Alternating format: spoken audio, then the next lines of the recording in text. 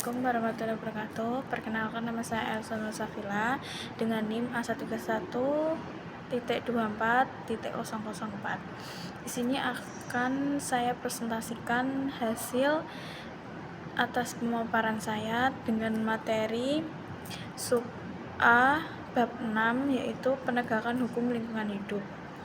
Yang pertama, pendahuluan yaitu apa itu penegakan hukum? Penegakan hukum adalah proses untuk memastikan bahwa aturan benar-benar dipatuhi oleh masyarakat, pemerintah, maupun pelaku usaha. Tujuannya apa? Tujuannya supaya kehidupan berjalan tertib, aman, dan lingkungan tetap terlindungi. Terus biasanya penegakan hukum itu mencakup dua hal, yaitu preventif atau mencegah pelanggaran sebelum terjadi, dan yang kedua yaitu represif atau menindak pelanggaran yang sudah terjadi. Mengapa penegakan hukum itu penting? Alasannya ada 3, yaitu yang pertama memberi efek jera bagi pelanggar, yang kedua menjamin adanya keadilan, dan yang terakhir yaitu mencegah pelanggaran sejak awal.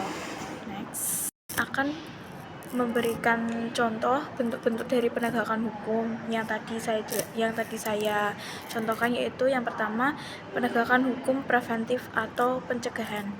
Ini adalah upaya sebelum pelanggaran terjadi. Tujuannya supaya masyarakat, pelaku usaha, dan pemerintahan tidak melakukan tindakan yang melanggar hukum. Contohnya, yang pertama, sosialisasi aturan. Yang kedua, pengawasan rutin. Dan yang ketiga, pembinaan aparatur dan pelaku usaha. Yang keempat, yaitu pengaturan dan perizinan lingkungan. Intinya, di penegakan hukum preventif ini intinya itu mencegah masalah sejak awal gitu. Lalu yang kedua yaitu penegakan hukum represif atau penindakan. Ini dilakukan setelah pelanggaran terjadi. Tujuannya yaitu memberikan sanksi, memulihkan kerusakan, dan memberikan efek jera. Contohnya, sanksi administratif yaitu atau teguran dan pencabutan izin. Yang kedua, sanksi perdata, ganti rugi, dan pemulihan lingkungan. Yang ketiga yaitu sanksi pidana, denda atau hukuman penjara. Intinya di dalam penegakan hukum represif ini menindak pelanggar dan memperbaiki gitu. Terus dari tadi contohnya dari penegakan hukum represif, kita memberikan 3, yaitu sanksi administratif itu apa?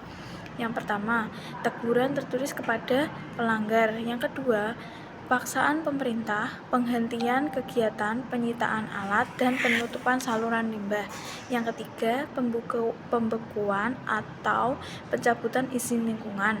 Yang keempat, tidak membebaskan pelaku dari tanggung jawab maupun pemulihan lingkungan. Lalu yang kedua yaitu tadi sanksi perdata atau ganti rugi dan pemulihan. Yang pertama, pelaku pencemaran wajib membayar ganti rugi dan melakukan pemulihan.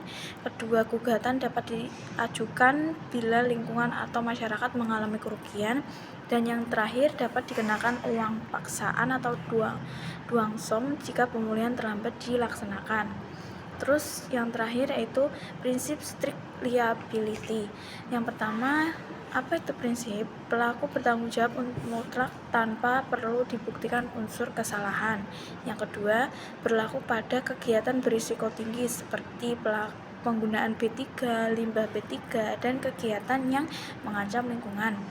Yang terakhir yaitu meringankan beban pembuktian masyarakat atau korban pencemaran. Nah, di dalam materi ini ada model statement faktor pengaruh penegakan hukum. Yang pertama, peraturan hanyalah satu bagian kecil dalam mengubah perilaku manusia. Yang kedua yaitu contoh dari faktornya, faktor kesempatan, faktor kemampuan, dan faktor komunikasi. Apa itu faktor kesempatan? Peluang melakukan pelanggaran atau ketaatan. Apa itu faktor kemampuan?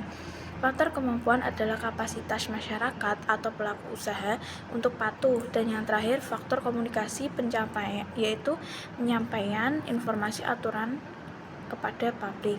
Demikian pemaparan yang dapat saya sampaikan. Semoga bermanfaat, memberikan gambaran yang jelas untuk pemirsa yang melihat dan teman-teman hukum lainnya. Semoga bermanfaat. Terima kasih. Wassalamualaikum warahmatullahi wabarakatuh.